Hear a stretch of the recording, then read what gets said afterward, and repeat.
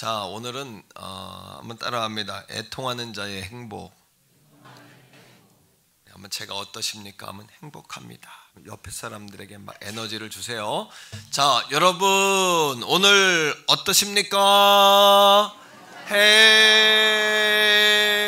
행복합니다. 예, 학수하겠습니다. 여러분 리차드 포스터라는 영성 신학자가 있는데 그분이 심령의 가난함의 결과는 두려움이다 이렇게 이야기했어요. 왜냐하면 심령이 가난해지니까 하나님을 더 갈망하게 되는데 하나님께 나아가려고 하는데 하나님과 나 사이에 막힌 것이 있는 것을 보게 되는 거예요. 그것이 뭐냐 하면 죄입니다. 근데 이 죄를 나 스스로 또 해결할 수가 없어요. 그러니까 두려운 마음을 갖게 되는 거예요. 그러면 두려운 마음이 오면 자연스럽게 어떤 마음이 오냐 하면 애통하는 마음이 생깁니다. 애통하는 눈물이 이제 흐르게 되겠죠. 눈물을 흘리게 되면 어떻게 되냐 하면 따라합니다. 위로를 받고 왜냐하면 눈물은 우리에게 준 하나님의 선물인데 눈물을 흘리면 사람이 내려놓게 돼요. 막 이렇게 화가 나가지고 이만큼 올라왔다가도 우리가 팍 울고 나면 그 마음이 좀 가라앉습니다. 하나님이 주신 선물이에요. 눈물은. 또 아기들이 막 울죠. 울면 어떻게 해요? 운 다음에는 꼭 잠을 자요. 하나님이 우리에게 주신 눈물은 선물이에요. 울고 나면 우리가 평안이 옵니다. 마음에. 또 애통하면 어떻게 되냐 하면 우리가 막 하나님 앞에 울고 나면 성령이 임해요. 정말 그러면 우리가 파라클레토스이신 성령의 위로를 받는 거예요. 위로만 오는 것이 아니라 따라합니다. 쉼을 얻고 열매를 맺는다. 리차드 포스터가 성경을 보는 관점이 굉장히 건강해요. 이 복음주의자라서 그런지 건강한데 우리가 잘 아는 강준민 목사님 이런 분이 이제 아주사 퍼시픽 대학을 나왔는데 아주사 퍼시픽의 신약학 교수예요. 그러니까 굉장히 복음주의적인 목회자인데 따라합니다. 심령이 가난하면 두려움을 얻고 애통하게 되고 위로를 받고 힘을 얻고 열매를 맺는다. 그러니까 우리가 사모해야 될 은사 중에 가장 큰 은사는 뭐냐면 눈물의 은사입니다. 눈물이 마른 분들은 눈물을 기도하셔야 합니다. 구하셔야 합니다. 우리에게 어려움이 있을 때 그 문제를 해결해 달라고만 기도하지 마시고요. 하나님께 왜 이런 어려움이 왔는지를 물어보셔야 돼요. 이유를. 또 내게 왜 그런 사건이 왔는지를 물어보셔야 돼요. 하나님은 주실 수도 있고 안 주실 수도 있기 때문에 우리가 그 어떤 내게 닥친 문제만 가지고 해결해 달라고 기도하면 어떻게 되냐 하면 결국에는 하나님이 우리를 가지고 장난치나 이런 마음을 갖게 돼요. 하나님 안 하실 수 있는데 왜 내게 그런 사고를 주셨어요? 하나님 내게 안 주실 수 있는데 왜 내게 사업에 파산을 주셨어요? 하나님 날 가지고 장난치시는 거예요? 이런 우리가 경솔한 마음을 갖게 되죠. 그러니까 항상 하나님께 물으셔야 돼요. 하나님께 물어서 답을 얻으면 눈물이 나게 돼 있는 거죠. 여러분 또 중요한 것이 있습니다. 그건 뭐냐 하면 세상에서 가장 불쌍한 사람은 눈물 없는 눈과 또 차가운 마음으로 인생을 살아가는 사람이다. 사람이다. 눈물 없는 눈과 차가운 마음으로 공감하십니까? 눈물도 없고 마음이 차갑고 예수님이 슬픈 자리에 가서 곡도 안 하고 잔치집에 가 춤도 안 추고 심령이 다 죽은 자들이요 이렇게 책망하신 것처럼 이 시대가 그런 시대라는 거죠. 시편 126편의 5절에 보면 눈물을 흘리며 씨를 뿌리는 자는 뭐를 얻는다? 기쁨으로 단을 거두리로다. 그러니까 눈물과 기쁜 마음의 기쁨은 연관성이 있다. 진정한 기쁨은 하나님 앞에 애통할 때 우리가 얻어진다. 우리가 울고 나면 솔직해지고 울고 나면 불순물이 제거돼요. 마음에. 울고 나면 평안이 오고 울고 나면 기쁨이 온다. 울고 나면 내려놓게 된다. 막 흥분되고 섭섭하고 막 분노했던 것도 내려놓게 된다. 그러니 예수님이 8가지 복을 산상수훈에 말씀하시면서 두 번째로 애통하는 자가 복이 있다. 라고 이야기한 거죠. 달라스 윌킨스라는 목사님은 이것을 이렇게 해석했는데, 진짜 복이 있다. 따라합니다. 진짜 복이 있다. 네, 이것이 진짜 복이다. 진짜 복이다 말이죠. 네, 그래서 마음이 하나님 앞에 애통하는 마음을 갖게 되는 자가 진짜 복 있는 사람이다. 왜냐하면 그들이 뭐를 받을 것이며 위로를 받을 것이며. 그 팔복의 핵심은 뭐냐면 하나님의 나라거든요. 하나님의 나라를 경험하는 거예요. 하나님의 통치, 하나님의 다스림, 하나님의 위로. 아멘. 그것이 우리에게 가장 큰 선물이겠죠. 자, 헬라어로 애통이라는 단어는 한번 따라하겠습니다. 펜테오. 펜테오라는 단어는 헬라어, 히라버, 그리스 말 가운데, 성경이 기록된 말 가운데 가장 슬픔의 뉘앙스를 가진 단어다, 이렇게 이야기해요. 가장 슬픔의 뉘앙스. 어떤 뉘앙스냐 하면 정말 사람이 죽었을 때 곡하는, 애곡하는 그런 마음이 있죠. 그런 마음.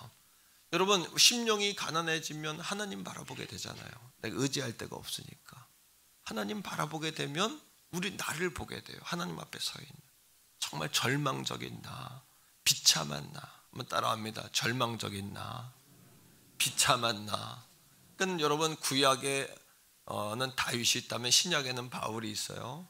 그래서 바울 목사님은 신약의 다윗이다, 이렇게 말할 수 있는 분인데, 그분이 뭐라고 이야기하냐 하면, 오호라, 나는 곤고하다. 자기 모습을 보니까 곤고한 거예요. 이 사망에서 이 사망의 몸뚱아리에서 누가 나를 건져내랴. 하나님 앞에 서 있는 나를 보면 그 위대한 종이었던 다윗도, 바울도 자신의 비참함을 보는 거예요. 그러니까 어떻게 해요? 비참함 속에서 애통이 터져 나오는데, 그 애통이 판테오, 애곡하는 마음. 사람이 죽었을 때, 사랑하는 자가 죽었을 때. 우리나라 전통 가요 트로트 가운데 미아리 고개, 그 앞에 뭐가 붙어요? 단장에 뭐요? 눈물에 미아리 고개, 단장의 미아리 고개. 왜 그러냐 하면 6.25 때 공산당에게 남편들이 끌려갈 때, 자식들이 끌려갈 때, 미아리 고개를 넘어갈 때, 그 부모나 그 아내들의 그 마음이, 그 창자가 끊어지는, 그 단장의 그 창자가 끊어지는, 그게 따라합니다. 펜테오. 이거는 그런 슬픔에 비참한, 하나님 앞에 내가 설 때 비참한 나, 희망이 없고 정말 다 무너져 버린, 문둥병자처럼 문드러져 버린다. 그 모습을 보니 애통하게 된다는 거죠. 애통하게. 근데 이스라엘 백성들은 어떤 복을 꿈꿨냐 하면, 다 같이 한번 해봅시다. 베레카, 물질적인 복을 그들이 꿈을 꿨어요. 이 땅에 메시아가 오면 우리를 로마의 식민지로부터 구원해 줄 거야. 먹을 거, 입을 거, 우리를 높여줄 거야. 심지어는 예수님의 제자들까지도 당신의 나라가 오면 우리를 우의정, 좌의정 세워주고, 막 치맛바람을 날리는 어머니도 옆에 막 있었고 막 그렇잖아요. 그러니까 어떤 사람이 복을 받는다고 생각했냐 하면, 신분이 좋은 사람, 그리고 율법을 잘 지키는 사람, 그리고 여러분 온전한 사람. 그 병자들은 복을 못 받아요. 유대인들 생각에. 또 죄인들은 안 돼요. 그러니까 이방인, 세리, 죄인, 과부, 창기, 이런 사람은 조건으로 복을 그들은 받을 수가 없어요. 예수님이 이 땅에 오셔서 선포하는 첫 번째 메시지가 뭐냐 하면, 조건이 좋은 자는 복을 받을 것이다. 천국이 그들의 것이며. 이렇게 말하면 얼마나 좋습니까? 뭐라고 말씀하세요? 외적인 게 아니라 그 사람의 됨을 이야기하면서, 심령이 가난한 자가 복이 있다. 그 당시에 얼마나 이 메시지가 파격적입니까? 완전히 깨뜨려버린, 그 사내들인 공회에서 이를 갈며 예수를 죽이려고 하는 거 아니에요. 왜? 자기들은 복받는 존재가 아닌 거야. 심령이 가난한 자가 복이 있다. 애통하는 자가 복이 있다. 온유한 자가 복이 있다. 화평한 자가 복이 있다. 그런 여러분, 그들의 마음에 그들이 예수가 눈에 안 들어오죠. 예수님 어떤 복을 이야기하십니까? 한번 따라합니다. 에쉐르, 하느님으로부터 주는 복, 영적인 복. 근데 여러분, 육적인 물질을 구하는 복이 잘못됐다는 이야기가 아니에요. 예? 영적인 복, 우선순위가 바뀌었다는 이야기예요. 뭐가 먼저인지가 바뀌었다는 거예요. 다 같이 한번 고백적으로 말해요. 영혼이 잘 돼야 범사가 잘 되고 강건하다. 이게 에쉐르의 복이에요. 베레카의 복은 물질의 복, 명예의 복, 잘됨의 복. 혹시 하나님 앞에 그것만 구한다면 그 신앙은 답이 없죠. 시험에 들고 여러분 상황에 의해서 자꾸 신앙이 업다운 되는 거죠. 자꾸 그게 아니라 영혼의 뿌리를, 시편 1편에 있는 것처럼 시냇가의 심기운 나무는 계절을 따라 열매를 맺고 그 잎사귀가 마르지 아니하고. 할렐루야.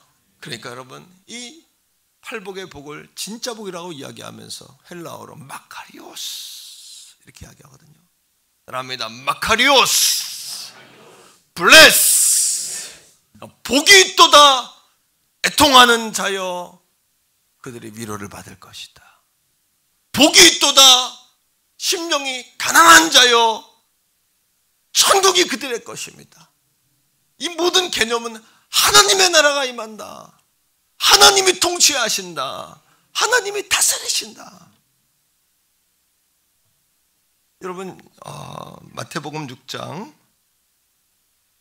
32절로 33절 보세요. 이 말씀에도 보면 예수님 뭐라고 말씀합니까? 이 마태복음 6장도 팔복에 해당하는 산상수훈이 5장, 6장, 7장이니까 산상수훈에 해당하는 말씀이잖아요. 이 말씀을 이야기하면서 육적인 애통은 너희들이 피해야 되는 애통이다. 읽어봅시다. 시작. 이는 다 이방인들이 구하는 것이라. 너희는 하늘아버지께서 이 모든 것이 너희에게 있어야 할 줄 아시느니라. 물질적인 복이 잘못된 게 아니다. 하나님 알고 계신다. 먹을 거, 입을 거, 높아져야 될 거, 또 하나님 영광을 위해 너희들이 쓰임받고. 그러니까 안다. 여러분, 사업을 해도 사업이 돌파되시기를 바랍니다. 하나님 사업에 은사 주신 건 사업을 잘 하라는 이야기죠. 사업이 안 되는 것이 하나님 뜻이 아닙니다. 여러분. 공부하는 자녀들은 학업에 최선을 다하시기 바랍니다. 그것도 여러분 하나님 잘 믿는 삶의 증거죠. 직장 다니는 분들은 직장에서 쓸모있고 인정받고 쓰임 받으시기를 주님의 이름으로 바랍니다. 그러나 여러분, 자 33절의 말씀을 이어서 한번 읽어보세요. 그러나 자 읽습니다. 그런즉 너희는 먼저, 한 번 더요. 먼저. 그거 다 있어야 된다. 필요하다. 내가 줄 수 있다. 두려워 말라, 놀라지 말라. 그보다 더 중요한 말씀 뭐예요? 내가 너희 하나님이 됨이라. 그 약속의 말씀, 그 약속의 말씀, 여러분, 내가 안다, 이미 안다. 그러나 먼저 뭐해라? 시작. 그의 나라와 그의 의를 구하라. 그리하면 이 모든 것을 너에게 더하신다. 먼저 너의 심령의 부흥이 일어나야 된다. 심령이 애통해야 된다. 너희가 돼야 된다. 네 존재가 바뀌어야 한다. 여러분, 거듭남이라는 게 뭡니까? 우리 육이 어떻게 거듭나요? 우리의 영, 하나님께 다 있는 우리 인간의 뿌리, 인간의 가장 깊은 부분이, 그 뿌리가 하나님께 다 있잖아요. 그것이 변화돼야 되는 거 아닙니까? 그 영혼이 변해야 범사가 잘 되고 강건하다. 그러니까 한번 따라합니다. 영은 생각은 말을. 그럼 말이 바뀌려면 뭐가 바뀌어야 돼요? 생각이 바뀌어요. 생각이 바뀌려면 뭐가 바뀌어야 돼요? 영이 바뀌려면 어떻게 해야 돼요? 주야로 하나님의 말씀이 예수 그리스도를 통하여 생명이 우리가 다시 소생돼야 되고, 그 소생된 생명에 하나님의 양분인 하나님의 말씀이 날마다 공급돼야 하고. 할렐루야. 하나님의 말씀이 말씀이 공급되지 않으면 육이 우리를 가만두지 않아요. 육적인 생각과 육적인 말은 계속 우리에게 삶에, 언어학자들이 말하듯이 인생은 말에 의해 결정된다. 이게 성경이 이미 먼저 이야기한 거예요. 내 말이 내 귀에 들린 대로 행하리라. 언어 철학자들은 1800년대 후반 1900년대 초반에 이 언어 철학을 만들었지만 성경은 이미 2000년 전 4000년 전에 그 하나님의 4000년 전에 이미 민수기에 내 말이 내 귀에 들린 대로 행하리라 이미 말씀하셨어요. 그 얘기입니다. 여러분, 먼저 그의 나라와 그의 의를 구하라. 그런데 바리새인들은 어떻게 해요? 주님은 우리의 마음을 찢으라고 하시는데 그들은 옷을 찢고 얼굴을 추레하게 하고 피곤하게 하고 화장도 하지 않고 얼굴에 뭐 아무것도 안 바르고 그냥 거칠거칠한 얼굴을 가지고 뭐 하는 겁니까? 우리는 일주일에 내가 며칠을 금식을 합니다. 나는 일주일에 며칠을 구제를 합니다. 나는 가난한 사람들과 날마다 함께 합니다. 이거 자랑하는 거 아니에요. 마음을 찢으라고 했는데 옷을 찢고 머리를 풀어헤치고. 여러분, 불교에서 뭐가 있냐 하면 한번 따라해 보세요. 용맹정진. 용맹정진은 뭐냐 하면 잠을 자지 않는 거예요. 잠을 자지 않는 거예요. 자기 몸을 종교적인 고행을, 종교적으로 고행을 하는 거예요. 또 한번 따라합니다. 장좌불화. 이건 책상다리하고 등도 기대지 않고 등도 벽에 기대지 않고 그대로 여러분 뭐 하는 거예요? 고행을 하는 거예요. 잠도 자지 않아 장좌불화를 해. 하지만 이것이 우리가 무슨 일이 있을까요? 정말 찢어야 될 것은 우리의 몸이 아니라 뭡니까? 불교에서는 깨어있기 위해서 잠을 자지 않는다고 했는데 정말 우리가 깨어있기 위해서 뭐를 해야 합니까? 예수님께서 산 위에 오르사 제자들과 이스라엘 백성들에게 그 관념 속에 세상에 보기엔 베레카로 꽉 잡혀있는 그들에게 예수님도 참 사실은 답답하셨을 거예요. 저들을 어떻게 변화시키나? 저들이 변화될까? 근데 누가 변화되는 거예요?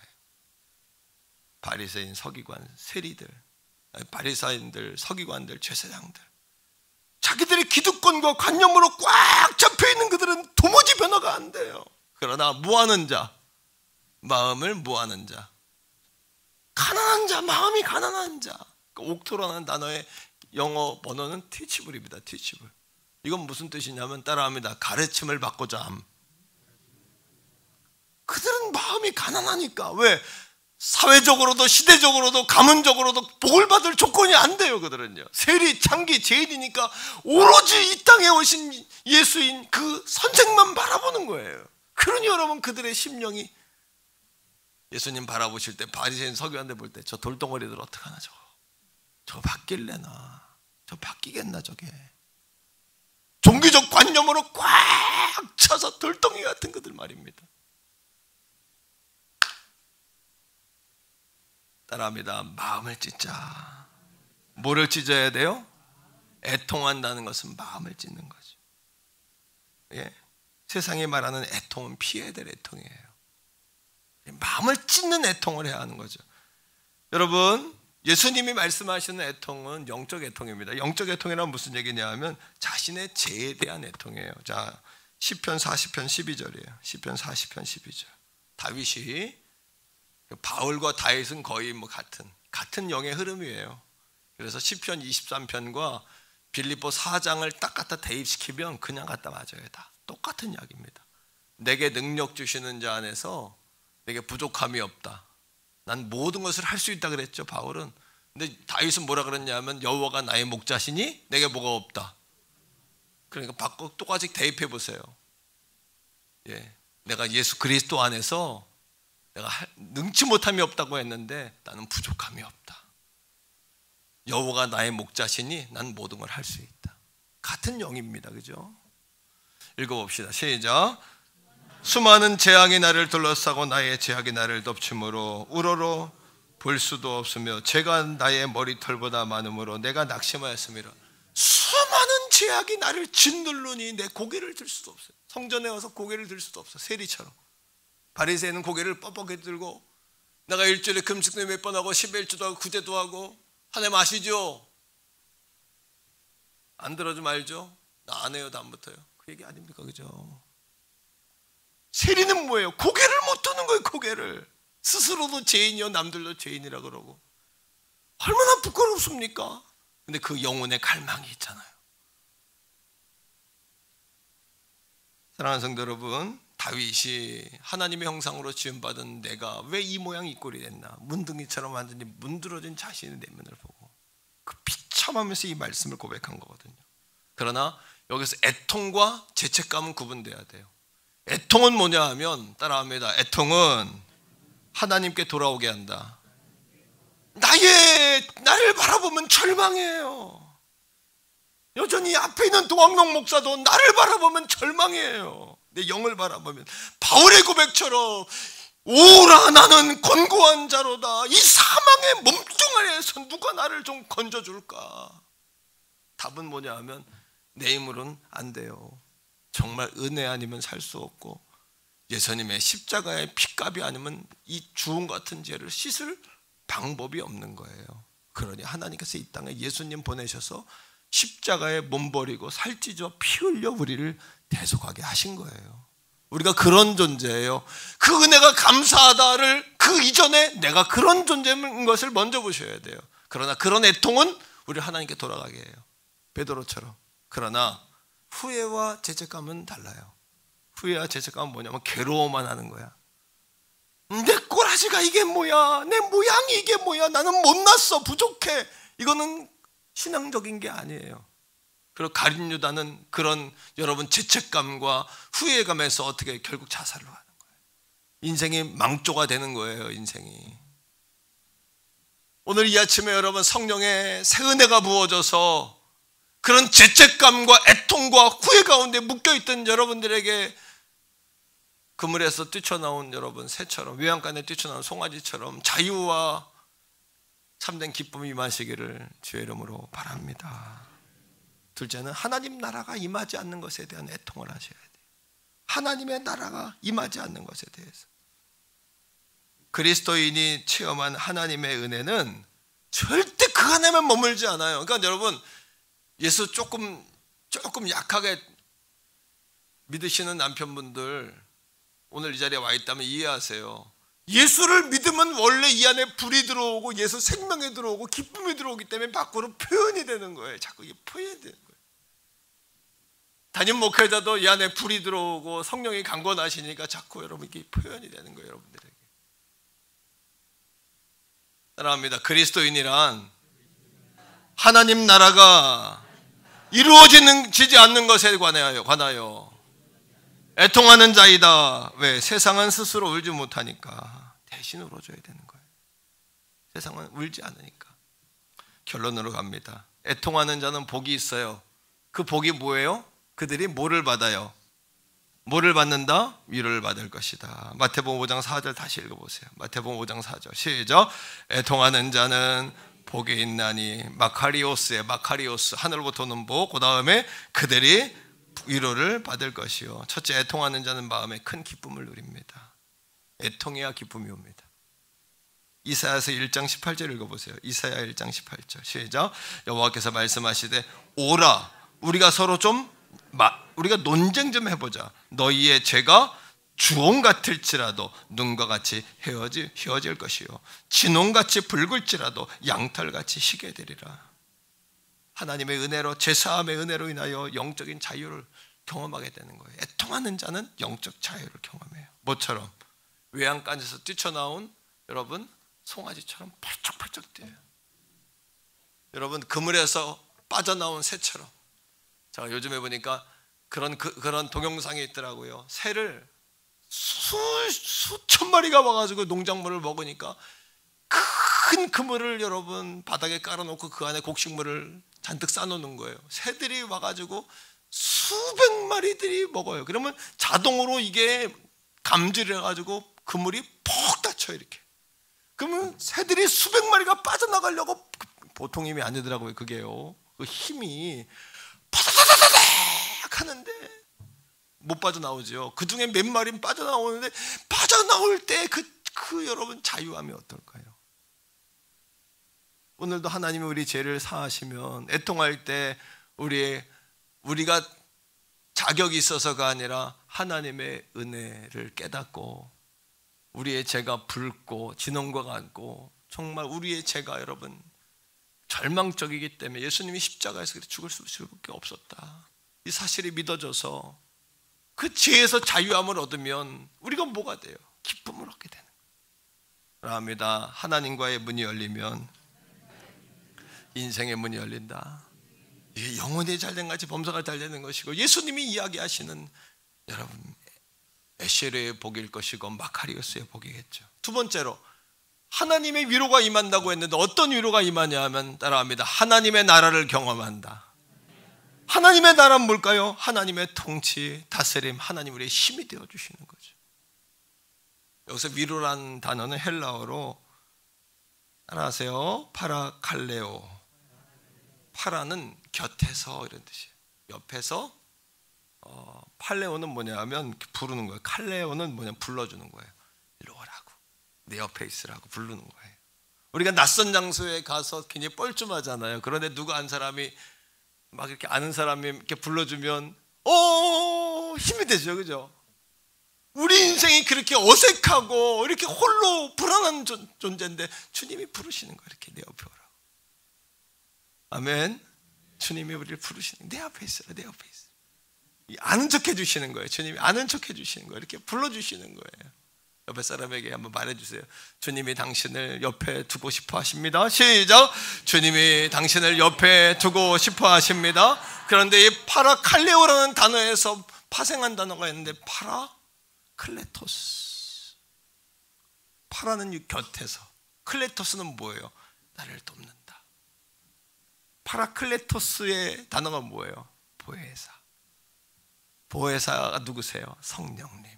그러니까 당연한 거 아닙니까? 심령이 우리가 가난해지면 주님 앞에 애통하게 되고, 애통하면 위로가 임하고, 위로가 임할 때 파라칼레오의 은혜가 임하고 파라클레토스의 은혜가 임해서 하나님의 위로의 은혜와 하나님의 동행하시는 성령의 기름이 저와 여러분들이 부어지는 것이에요. 그게 참 위로가 아닙니까? 이 은혜를 맛보아하시기를 바랍니다. 이 은혜를 맛보아하셔. 성령님이 내 옆에 계시면 내 힘이 되어주시는 거. 할렐루야. 그러하게 우리가 따라합니다. 하나님 앞에서 울지 않기에 세상에서 우는 것이다. 우리가 하나님 앞에 울지 않으면 세상에서 울게 돼요. 믿음의 사람들은 다 자기 자신뿐이 아니라 이 시대를 보면서 울었던 사람들. 느헤미야는 무너진 성벽을 생각하면서 하나님, 내 조상의 죄입니다. 나의 죄입니다. 내 아버지 집의 죄입니다라고 통곡하며 울었어요. 한번 따라합니다. 하나님, 내 아버지 집의 죄요, 나의 죄입니다. 내 자녀들이 우리의 죄 때문에 고통을 받습니다. 이게 느헤미야가 통곡을 한 거예요. 동생의 이야기를 듣고 성벽이 무너져 이방인들이 도적대가 들어와 능욕을 하고 강간을 하고 살인을 하고 도적질을 한다는 그 얘기를 듣고 우리 아버지 집의 죄요, 나의 죄요, 이것 때문에 우리 자녀들이 고통을 받는다고 애통했던 느헤미야의 애통. 다니엘은 여러분 608년에 끌려갔어요. 이스라엘에 멸망하기 전에 10년 전에 이미 끌려갔어요. 어린 나이에. 하나님이 그의 지혜를 탁월하게 하시니까. 율법의 사람이죠. 우상의 재물 안 먹잖아요. 율법의 사람이잖아요. 그러니까 가가지고 뭐 하는 거예요? 한 지혜를 막 10배나 부으시는 거예요. 총리가 됐어요. 총리가 됐는데 집을, 총리 정도면 자기 집 자기가 살 수 있지 않아요? 딱 관사가 있고 막 사겠죠. 그죠? 어디를 향한 집을 샀어요? 우린 집 살 때 어느 쪽 집을 사요? 어느 쪽? 다니엘은 어느 쪽으로 집을 샀을까요? 성전 쪽. 집을 사도 성전을 향한 집을 사세요. 앞으로 창문을 열고 그를 시기 질투한 사람이 얼마나 많습니까? 성공하니까. 성공하면 시기 질투합니다. 여러분, 사탄도 막 시기 질투해요. 창문을 엽니다. 그리고 창문을 열고 무너진 성벽을, 성전을 향하여 손을 들고 기도할 때마다 눈물이 뚝뚝 떨어졌을 거예요. 믿음의 사람들은 시대를 보며 나라를 생각하며 이웃을 생각하며 울었단 말이에요. 바울은 어떻게 했어요? 자기 동족이 지옥에 가는 걸 견딜 수가 없어서 바울은 울었단 말이에요. 자, 말씀 한 절 읽어요. 자, 로마서 9장 1절로 3절 시작. 내가 그리스도 안에서 참말을 하고 거짓말을 아니하노라. 나에게 큰 근심이 있는 것과 마음에 그치지 않는 고통이 있는 것을 내 양심이 성령 안에서 나와 더불어, 거짓말이 아니라 진심이란 얘기예요. 성령이 증언한다는 얘기예요. 뭐를요? 시작. 나의 형제 곧 고륙의 친척을 위하여 내 자신이 저주를 받아 그리스도에게 끊어질지라도 원하는 바로다. 바울은 멸망길로 가는 동족을 보며 울었어요. 그리스도인이 된다는 것은 이 통곡을 아는 거예요. 이런 애통이 여러분 안에 있습니까? 여러분, 이런 애통이 살아있습니까? 예수님도 3번 우셨어요.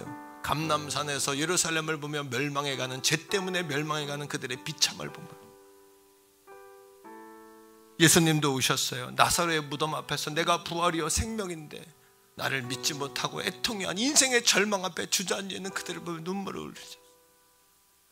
예수님도 우셨어요. 사명 앞에 겟세마네 동산에서 무릎을 꿇고, 겟세마네라는 단어는 기름을 짜는 기름집이라는 뜻이에요. 겟세마네에서 기도했는데 기름을 짜듯이 기도한 거예요. 얼마나 짰으면 예수님 성경에 겟세마네 동산이라고 했을까요? 통곡하면서 주님, 이 잔을 옮길 수 있다면 아버지 옮겨주세요. 하지만 아버지 뜻이라면 내가 받겠습니다. 뜻대로 하시옵소서. 그리고 십자가의 길을 가신 것이에요. 사랑하는 성도 여러분, 눈물 없는 신앙생활은 영적으로 죽은 거예요. 눈물의 은사를 구하세요. 눈물의 은사를. 절망의 수렁을 희망의 강으로 바꾸는 첫 단계가 애통이란 말이에요. 애통. 오늘 여러분 자신의 비참을 보며 우셔야 하고, 여러분 가족을 위하여, 나라와 민족을 위해 우셔야 돼요. 히스기야는 사형 선고를 받아요. 하나님 병들어 죽는다 그래요. 그런데 히스기야가 그날 이후로 절망하지 않고 일어나 벽을 향해요. 그리고 애통하며 기도해요. 이사야 38장 5절에 하나님 말씀하세요. 내 기도를 들었다, 내 눈물을 보았다. 이게 우리 인생의 답이에요. 내 기도를 들었다, 내 눈물을 보았다. 성경을 읽습니다. 시작. 너는 가서 히스기야에게 이르기를 내 조상 다윗의 하나님 여호와께서 이같이 말씀하시기를 내가 내 기도를 들었고 내 눈물을 보았노라. 내가 내 생명을 15년 더하마. 몇 년? 15년을 더하마. 우리 가운데 암으로 인하여 생명이 촛불과 같은 분들 계시잖아요. 왜 애통하지 않으세요? 왜 울음소리가 안 납니까? 왜 울음소리가 안 나는 이유가 뭡니까? 그 가족들이라도 울어야 되는 거 아닙니까? 죽게 생겼는데 왜 울지 않으십니까? 여러분 사업이 파산됐는데 여러분 죽지 않으십니까? 파산도 암병과 똑같은 거예요. 인생의 암병. 파산당하면 여러분 자식들 10년 20년 계속 고생입니다. 암하고 똑같은 겁니다. 그런데 왜 울음소리가 안 나는 것입니까? 여러분 죄 가운데 여러분 하나님 앞에 하늘문이 열리지 않는데 자신의 비참을 보면 왜 울지 않으시는 것입니까? 민족교회가, 한국교회가, 우리 교회가 그 눈물의 영성을 회복해야 합니다. 애통의 영성을 회복해야 하는 것입니다. 은혜 아니면 살 수 없단 말입니다. 같이 한번 주여 부르고 같이 한번 기도하는데, 하나님 우리 안에 다시금 애통하는 마음을 회복해 주시고 눈물의 은사를 주시고, 저 망해가는 가족들, 우리의 사업장, 하나님 그 질병으로 죽어가는 우리 가족들, 하나님 영적으로 문둥병자가 된 나를 불쌍히 여겨 주옵소서. 주여 부르고 기도합니다. 주여.